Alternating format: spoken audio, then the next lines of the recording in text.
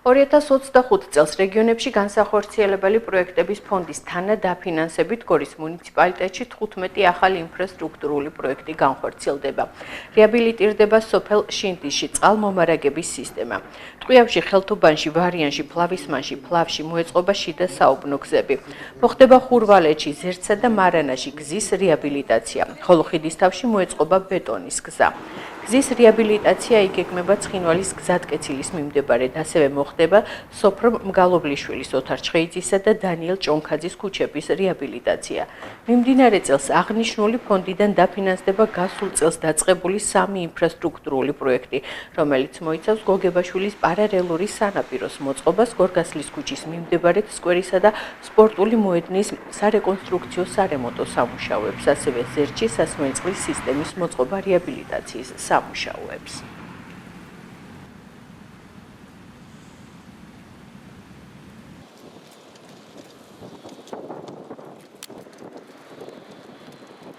ჯამში 18 პროექტი განხორციელდება.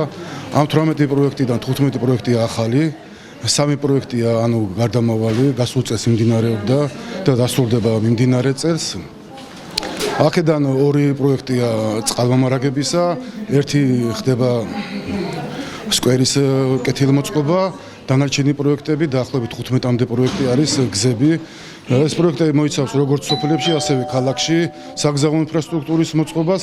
თავისთავად რელიეფიდან და ადგილმდებარეობიდან გამომდინარე პროექტები შეიძლება მოიცავდეს იქ ტროტუარებსაც, სანიაღური არხებსაც, ცხაურებსაც, ეზოების შესასვლელებსაც და ყველა იმ თანმდევი ინფრასტრუქტურის მოწესრიგებას, რაც გზას საავტომობილო გზას ისაჭიროება.